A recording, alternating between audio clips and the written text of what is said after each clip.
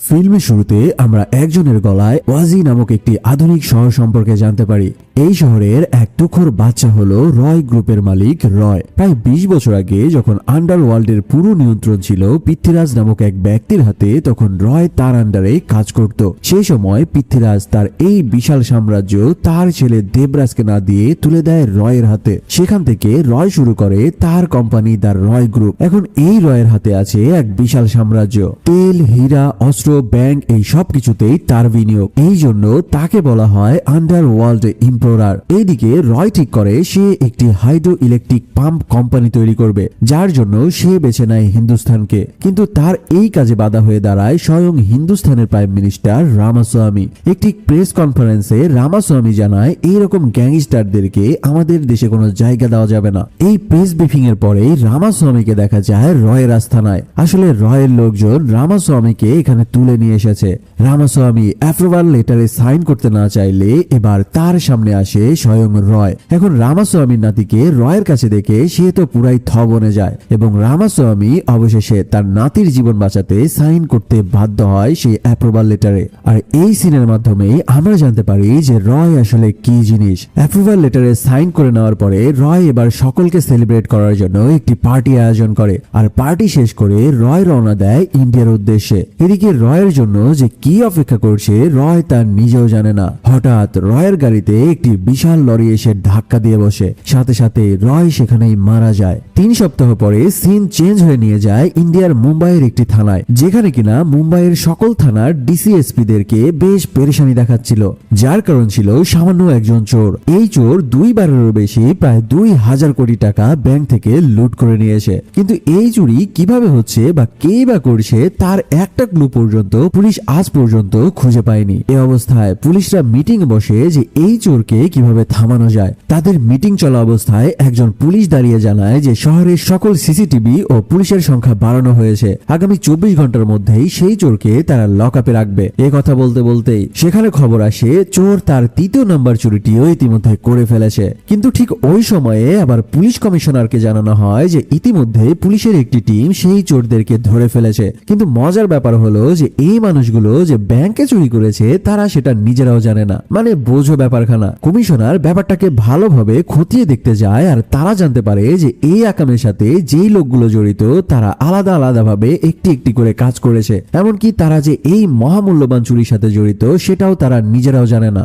আচ্ছা, ব্যাপারখানা তোমাদেরকে বুঝিয়ে বলছি। যেমন ধরো একজনকে চিঠির মাধ্যমে জানানো হয়েছিল যে তার বাসার সামনে রাখা বন্দুক দিয়ে সে যদি আকাশে একটি ফাঁকা গুলি চালায় তাহলে তার বাসার সকল ইলেকট্রিসিটি বিল পরিশোধ করে দেওয়া হবে। আরেকজনকে ফোনের মাধ্যমে জানানো হয়েছিল সে ব্যাংকের সামনে তার গাড়িটা নিয়ে যেয়ে শুধুমাত্র পার্ক করে রাখবে, তার বিনিময়ে তাকে ২০,০০০ টাকা দেওয়া হবে। এমন ভাবে সেই মাস্টার মাইন্ড চোর এক একজন সাধারণ মানুষকে তার বুদ্ধি দিয়ে কাজে লাগায়। এখন কমিশনার জানতে পারে এখানে চোর যাকে একেবারে লাস্টে হায়ার করেছিল সে নাকি চোরের গাড়িতে টাকা ভর্তি ব্যাগ তুলে দিয়েছিল। এখন একটু পরে সেই ভিড় থেকে সেই লোকটিকেও বের করে নিয়ে আসা হয়। কমিশনার তার কাছ থেকে জানতে চায় যে সেই চোরের গাড়িটি দেখতে কেমন ছিল বা সেই গাড়ির নাম্বার প্লেটটি তার মনে রয়েছে কিনা। কমিশনারের প্রশ্নের উত্তরে লোকটি জানায় যে সে আসলে কিছুই দেখেনি। কমিশনার এক প্রকার রেগে মেগে তাকে বলতে থাকে যে আরে বেটা, তুই শালা কানা নাকি, চোখে কি কিছুই দেখিস না? তখন সত্যি সত্যি দেখা যায় যে এই ব্যক্তি আসলে চোখে দেখতে পায় না।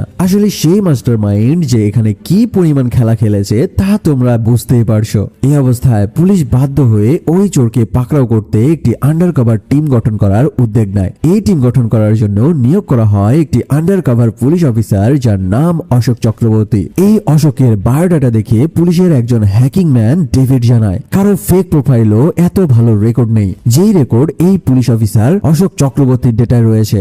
সিনিয়র অফিসার কৃষ্ণমূর্তি তার কাছে এই কথার মানে জানতে চাইলে ডেভিড এবার বলতে শুরু করে যে অশোক আসলে কি জিনিস। সিন কাট হলে আমরা দেখতে পাই যে আমাদের মুভির হিরো অশোক চক্রবর্তীকে। এখানে অশোককে দেখা যায় অ্যালেক্স নামক এক ব্যক্তিকে খুঁজতে এসেছে, কিন্তু এখানে দেখা যায় যে এক বিশাল গুন্ডা বাহিনী অ্যালেক্সকে গলায় রশি দিয়ে ঝুলিয়ে রেখেছে।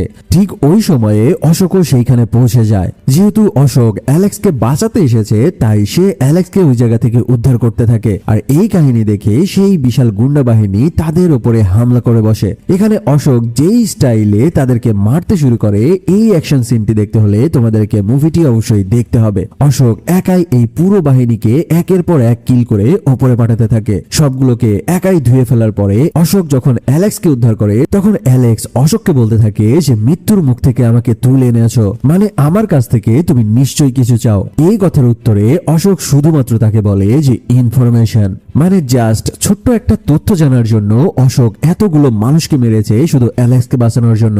তবে কি সেই ইনফরমেশন তা একদম মুভির লাস্টে যে তোমরা জানতে পারবে। এখান থেকে সিন কাট হয়ে যায় আর আমাদেরকে নিয়ে যাওয়া হয় ওয়াজি নামক একটি শহরে। এখানে রয়ের বিশ্বস্ত লোক ইব্রাহিম এমন একটি কথা বলে বসে, যেটা শোনার পরে এখানের সকলেই একদম থমকে যায়। আসলে রয়ের পুরো পরিবারকে 25 বছর আগে দস্যুরা মেরে ফেলেছিল, কিন্তু ইব্রাহিম জানায় রয়ের পুরো পরিবারকে মেরে ফেললেও তার একটি ছেলে এখনো জীবিত রয়েছে।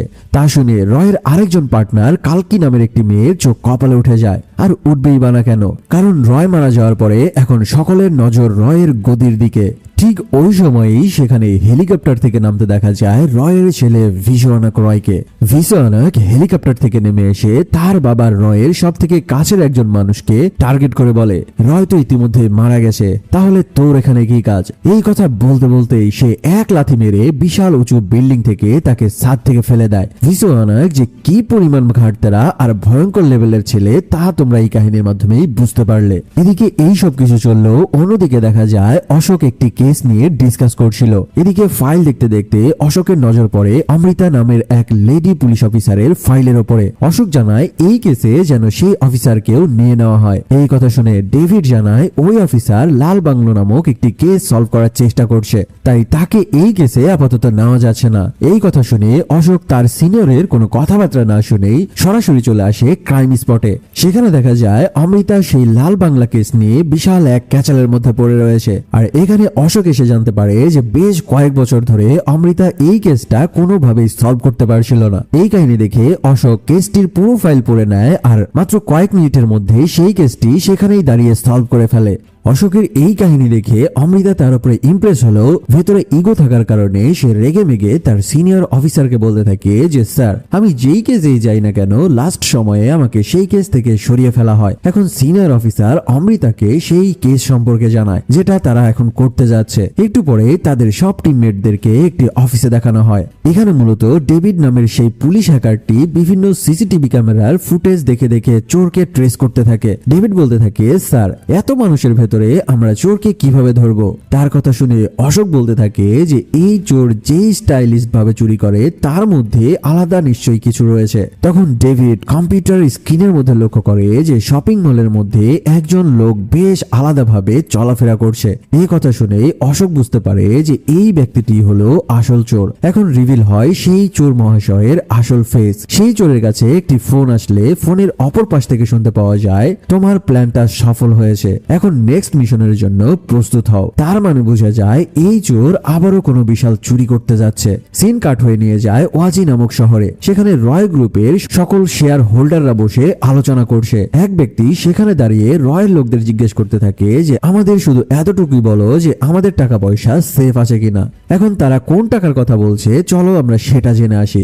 আসলে রয় ইন্ডিয়াতে যেদিন ইলেকট্রিক পাম্প তৈরি করার জন্য রওনা দিয়েছিল, তার সাথে সাথে সে একটি টাকা ভর্তি জাহাজও ইন্ডিয়ার দিকে পাঠিয়ে দিয়েছিল। কিন্তু সেই সিনে দেখা যায় যে ওই টাকা ভর্তি জাহাজে কে বা কাহারা যেন আগুন লাগিয়ে দিয়েছে। মূলত এই পাম্প কোম্পানির টাকাই ছিল রয় এবং এই শেয়ার হোল্ডারদের। আর এই মিটিং এর মধ্যে আমরা কালকি নামক সেই মেয়েটিকেও দেখতে পাই, যে ছিল রয়ের একজন প্রাক্তন পার্টনার। এই টাকা ভর্তি জাহাজে যে আগুন লেগেছে এই খবরটা তারা এখনো হয়তো জানে না। তাই কালকি ওই মিটিং এ জানায় যে আগামী 3 সপ্তাহের মধ্যে রয়ের ছেলে সেই টাকাগুলো ইন্ডিয়াতে পৌঁছে দেবে। এই কথা শুনে আরেকজন লোক দাঁড়িয়ে জানায় যে রয়ের ছেলে আমাদের অর্গানাইজেশন সম্পর্কে জানেটা কি। তারা জানায় রয়ের ছেলের জায়গায় পৃথ্বীরাজের ছেলে দেবরাজকে তাদের দায়িত্বে বসাতে। তবে রয়ের আরেক লোক বলে যে এই আসন শুধুমাত্র রয়ের ছেলে ভিসনক রয় ডিজার্ভ করে। যা শুনে দেবরাজ দাঁড়িয়ে বলে কিসের ছেলে, এমনকি সে রয়ের এই ছেলের জন্ম নিয়েও কটাক্ষ করতে ছাড়ে না। এই সবকিছু চলতে চলতে সেখানে এসে হাজির হয় রয়ের ছেলে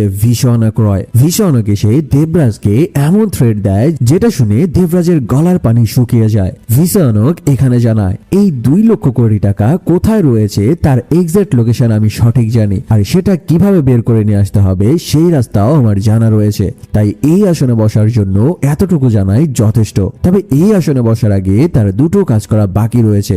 এক, তার বাবার সেই স্বপ্ন পূরণ করা, আর 2 নাম্বারটি হলো যে তার বাবার খুনিকে খুঁজে বের করে খতম করা। একটু পর ক্যামেরা চলে আসে দেবরাজের কাছে। ভিসনক যে দেবরাজকে অপমান করেছে তা নিয়ে সবাই মজা করতে থাকে। এখানে দেবরাজ দেখতে পায় যে সেই লোকগুলোর সাথে সাথে এমনকি তার নিজের বাবাও তাকে তাচ্ছিল্য করতে করতে হাসতে শুরু করেছে।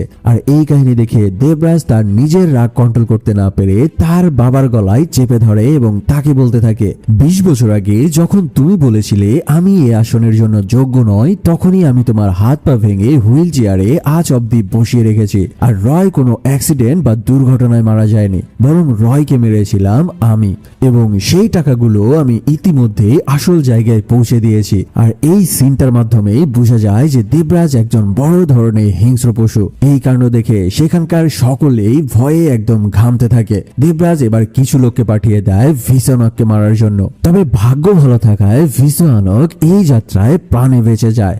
আজকে তোমাদের পিএসজি এবং সিরিয়া এর অফিসিয়াল পার্টনারের একটি অ্যাপের সম্পর্কে বলতে চাই। শুরু হয়েছে উইমেন ওয়ার্ল্ড কাপ 2025। এই অ্যাপে তুমি সকল ম্যাচের লাইভ স্কোর দেখতে পারবে, এমনকি স্কোর অনুমান করে আয়ও করতে পারো আইফোন, ল্যাপটপ ও নগদ পুরস্কার। নতুন রেজিস্ট্রেশন করে আমার প্রোমো কোড BDSS7 ব্যবহার করলেই পাচ্ছ সর্বোচ্চ 12,000 টাকা বোনাস। আর আয়কৃত অর্থ বিকাশ, ব্যাংক এবং অন্যান্য সহজ পদ্ধতির মাধ্যমে তুলতেও পারবে। এমনকি এখানে রয়েছে 7 দিন 24 ঘন্টা গ্রাহক সহায়তা। যারা এখনো ট্রাই করনি তারা বিশাল এক ধামাকা মিস করছো। তাহলে আর দেরি কি, পিন কমেন্ট থেকে রেজিস্ট্রেশন করে ফেলো আর আমার প্রোমো কোড BDSS7 ব্যবহার করে বুঝে নাও নিজের বোনাস। এটি একটি বিজ্ঞাপন ছিল মাত্র, এখানে আর্থিক ক্ষতির সম্ভাবনা রয়েছে। তাই এই সকল সাইটে ইনভেস্ট করতে গেলে জেনে বুঝে বা নিজ দায়িত্বে ইনভেস্ট করার অনুরোধ রইল। তবে সে জানতে পারে না যে তাকে মারার জন্য কে আসলে লোক পাঠিয়েছিল। আমাদের নিয়ে আসা হয় আবারও অশোকের কাছে। তারা সকলেই মিলে সিনিয়র অফিসার কৃষ্ণমূর্তিকে জানায় এই চোরটি প্রতিদিন ভিক্টর ক্যাফে নামক একটি কফি শপে বসে। ডেভিড জানায় তারা যদি সেই ক্যাফের সিসিটিভি ফুটেজগুলো পর্যবেক্ষণ করে তবে সহজেই সেই চোরকে ট্র্যাক করতে পারবে।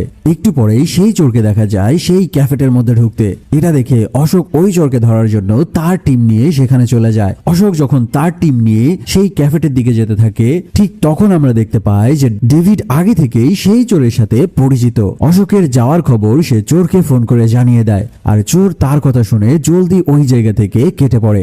অশোকরা সেখানে যেয়ে চোরকে আর খুঁজে পায় না। অবশেষে অশোক তার টিমকে অর্ডার করে এখানকার সিসিটিভি ক্যামেরা চেক করতে। সেখানকার অপারেটর জানায় যে তাদের সিসিটিভির সার্ভার কয়েকদিন থেকে ডাউন রয়েছে। এখন অফিসার কৃষ্ণমূর্তি বলে যে চোর এখানে আসেনি। তখন কফি শপের কাউন্টার থেকে চোর যেই টেবিলে বসেছিল সেই টেবিলে কফির জন্য ডাক পড়ে। এখন অমৃতা যখন সেই টেবিলের কাছে যায় এবার সে ওই টেবিলের উপরে পড়ে থাকা একটি পেপারের ছেঁড়া অংশ দেখতে পায়। এবার সে ওই পেপারের উপরে পেন্সিল দিয়ে ঘষতে থাকলে সেই পেপারের নিচে একটি ওয়ার্ড ভেসে ওঠে। অমৃতা সেই ওয়ার্ডটি অ্যানালাইসিস করে জানতে পারে যে এই ওয়ার্ডটি হলো আরমানি। তারা বুঝে উঠতে পারছিল না যে এই আরমানি লেখার মানে কি হতে পারে বা চোরের পরবর্তী মিশনই বা কি হতে চলেছে।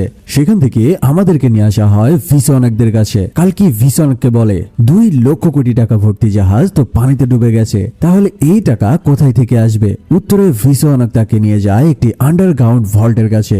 সে এই ভল্ট দেখিয়ে বলে যে টাকা পানিতে ডুবে গেছে সেটা ঠিক আছে, তবে তার থেকেও বেশি পরিমাণ টাকা এই ভল্টের মধ্যে রয়েছে। তবে এই ভল্ট খোলার জন্য একটা ডিভাইসের প্রয়োজন পড়ে, যার নাম হচ্ছে ব্ল্যাক বক্স। আর এই ব্ল্যাক বক্স নিয়ে যে কত কাহিনী আছে তা তোমরা একটু পরেই দেখতে চলেছো। এখন কালকি এই ব্ল্যাক বক্স কোথায় আছে তার প্রশ্ন করলে রয়ের সেই লোক ইব্রাহিম জানায়, রয়ের মৃত্যুর পর সেই ব্ল্যাক বক্স মুম্বাইয়ের একটি সেফ জায়গায় রেখে এসেছিল।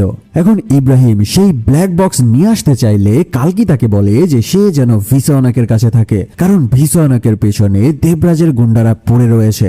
এদিকে অশোকের কাছে খবর আসে সেই চোর নাকি আগামীকাল একটি পার্টিতে ক্লাবে যাচ্ছে। আর এই খবর পেয়েই তারা ডিসিশন নেয় যে তারা আন্ডার কাভার এজেন্ট হয়ে সেই চোরের পিছু নিবে। এখন সময় মতো তারা সবাই ক্লাবে এসে উপস্থিত হয়। তবে এখানে সবকিছু পণ্ড করে দিয়ে অমৃতা একটু বেশি ড্রিঙ্কস করে ফেলে, আর এই সুযোগে সেই চোর তাদের চোখ ফাঁকি দিয়ে এখান থেকে পালিয়ে যায়। অমৃতার এই কারণে তার সিনিয়র অফিসার কৃষ্ণমূর্তি তাকে বকাঝকা করতে থাকে। কিন্তু ঠিক এই সময়ে অশোক কৃষ্ণমূর্তিকে থামিয়ে দিয়ে সে বলতে থাকে যে সে ওই রাতে চোরের সাথে কথা বলেছে, এমনকি তার সাথে বসে একই টেবিলে ড্রিঙ্কসও করেছে। সেখানে অশোক ওই চোরকে বেশি ড্রিঙ্কস করিয়ে তার ভেতর থেকে সকল তথ্য উদ্ঘাটন করে নিয়েছে। সেই চোর জানায় ওয়াজি শহরের একটি ভল্টে রয়েছে হাজার হাজার কোটি টাকা। তবে এই ভল্ট ওপেন করার জন্য চাই একটা ডিভাইস, যার নাম হচ্ছে ব্ল্যাক বক্স। এখন বুঝতেই তো পারছো এই চোরের পরবর্তী মিশন ছিল যে এই ব্ল্যাক বক্স চুরি করা। অফিসার কৃষ্ণমূর্তি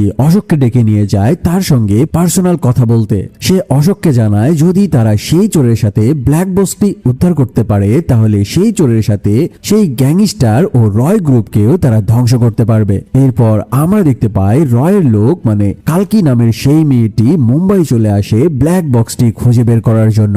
সে যখন ব্ল্যাক বক্সটি নিয়ে গাড়িতে ওঠে ঠিক তখনই কিছু গুন্ডা পান্ডা এসে তার উপরে আচমকা শুট করা শুরু করে দেয়। রয়ের ছেলে ভিসওয়ানক আগে থেকেই জানতো যে কালকির উপরে হামলা হবে, তাই সে কয়েকটা স্নাইপার ফিট করে রেখেছিল দূরের বিল্ডিং এ।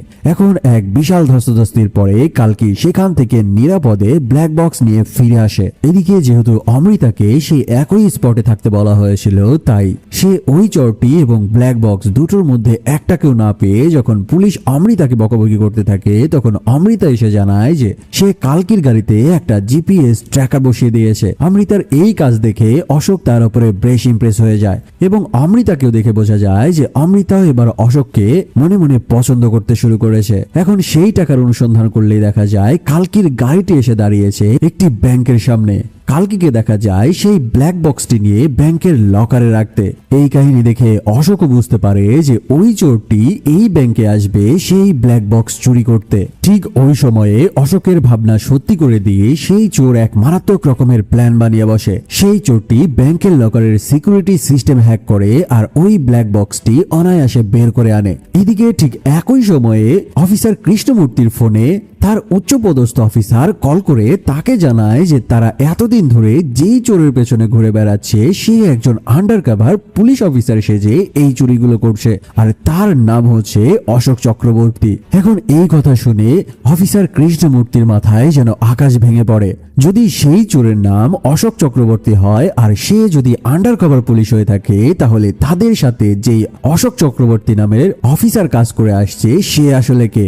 আসল ঘটনা দেখা যায় যে তারা যেই চোরটাকে খুঁজে চলেছে সে আর কেউই নয়, এই নকল অশোক চক্রবর্তী, যার আসল নাম হচ্ছে শাহ, যে এতদিন ধরে পুলিশের মধ্যে ঢুকে আন্ডার কভার পুলিশ হিসেবে কাজ করে আসছে। মুভির ভেতরে যে আরো কত রকমের থ্রিলার লুকে রয়েছে তা শুধু তোমরা দেখতে থাকো। আসলে অশোক চক্রবর্তী আন্ডার কভার হয়ে সেই ব্ল্যাক বক্স নিয়ে রয় গ্রুপের গ্যাংস্টারদেরকে ধরিয়ে দিতে চাইছিল। শাহ যে এখানে কি মাস্টার মাইন্ড দিয়ে খেলেছে তা সবার ভাবনার বাহিরে। এখন চোর ভেবে সবাই অশোককে ধাওয়া করে আর তার গাড়ি আটকিয়ে যখন অমৃতা তাকে গুলি করতে যায় তখনই কৃষ্ণমূর্তি এসে তাকে থামিয়ে দেয়। তবে ইতিমধ্যে অনেক দেরি হয়ে গিয়েছে, শাহ সেই ব্ল্যাক বক্স নিয়ে পগার পার হয়ে গিয়েছে। অশোকের এই আসল রূপ উন্মোচিত হওয়ার পরে অমৃতা একদম আপসেট হয়ে পড়ে, কারণ যে কিনা এতদিন পুলিশ অফিসার ভেবে যার সাথে প্রেম করে আসছিল সে কিনা একজন বিরাট মাপের চোর। শুধু এইটুকুই নয়, যখন তাদের পুলিশ হেডকোয়ার্টারে মিটিং চলছিল তখন তারা আরো একটা জিনিস জানতে পারে, সেটা হলো তাদের হ্যাকার টিমে যে ডেভিড নামের পুলিশ কাজ করছিল সে আসলে শাহরি লোক। মানে সেই দিন ওই ক্যাফেটেরিয়ার মধ্যে ডেভিড সকল পুলিশ অফিসারদেরকে শাহর ফুটেজ দেখিয়েই সেখানে তাদেরকে ছাগলের মতো ঘুরিয়েছিল। এরপরে সেনে আমাদেরকে নিয়ে যাওয়া হয় ভিসওয়ানাকের কাছে। সে কালকিকে বলতে থাকে সামান্য একটা কাজ সেটাও তুমি ঠিক মতো করতে পারো না। ওই ব্ল্যাক বক্সের ভেতরে একটা জিপিএস ট্র্যাকার রয়েছে যা আগামী 48 ঘন্টা পর্যন্ত সক্রিয় থাকবে। যদি এই সময়ের মধ্যে সেই ব্ল্যাক বক্সটি উদ্ধার করতে না পারা যায় তবে সেটা চলে যাবে তাদের শত্রুদের হাতে। এমনকি এই ব্ল্যাক বক্সের মাধ্যমে তারা 2 লক্ষ কোটি টাকাও হাতিয়ে নেবে। আর যদি এই কাজটি কালকি করতে না পারে তবে তার ইচ্ছা এখানেই খতম করে দেবে ভিসনক। এদিকে শাহ ঘরে ঢুকতেই কে যেন আচমকা তার উপরে আক্রমণ করে বসে, তবে সে ওই জায়গা থেকে সরে পড়লে এই যাত্রায় প্রাণে বেঁচে যায়। শাহ দেখতে পায় তাকে গুলি আর কেউ নয় বরং তার প্রেমিকা অমৃতাই করেছে। সে অমৃতাকে কনভিন্স করতে যাবে, ঠিক এমন টাইমেই হঠাৎ কিছু গুন্ডা পান্ডা এসে শাহর ওপরে গুলি বর্ষণ করতে থাকে। এখানে যেই সিনগুলো ছিল সেটা দেখে তুমি একবার রোমাঞ্চিত হবে, আরেকবার তোমার শরীরের রক্ত গরম হতে থাকবে। এখানে শাহ তাদের সাথে তালে তালে ফাইট করতে থাকে আর এক একজন গুন্ডাকে ওপরে পাঠাতে থাকে, সেই সাথে একই তালে অমৃতার সাথে রোমান্টিক কাজ চালাতে থাকে। তবে এক পর্যায়ে যখন মারামারি তুমুল পর্যায়ে উঠে যায় তখন সেই গুন্ডাদের লিডার এসে বলতে থাকে, তুই যে ব্ল্যাক বক্সটি নিয়েছিস সেটি আমাদেরকে ফিরিয়ে দে, তার বদলে মুম্বাইয়ে তোর জন্য একটি জায়গা ছেড়ে দেব। এই কথা শোনার সাথে সাথে শাহ তার সাথে আসা একটি লোককে মেরে বুঝিয়ে দেয় যে তার কাজে কেউ বাধা দিলে তার অবস্থা এমনই হবে। এমনকি সেই ব্ল্যাক বক্সটি সে কোনোদিনই তাদের ফেরত দেবে না। আর ঠিক এই অবস্থায় আমরা জানতে পারি যে এই গুন্ডাগুলোকে আর কেউ নয়, স্বয়ং পৃথ্বীরাজের ছেলে দেবরাজ পাঠিয়েছিল। দেবরাজকে দেখা যায় যে কিনা ভিসনককে সান্ত্বনা দিতে দিতে তাকে বলতে থাকে যদি তার কোনো কিছুর প্রয়োজন পড়ে তবে সে যেন কোনো রকম সংকোচ না করে তার কাছে চেয়ে নেয়। মানে বুঝতে পারছো ব্যাপারখানা, চোরকে বলছে চুরি করতে আর গৃহস্থকে বলছে সজাগ থাকতে। কিন্তু অপরদিকে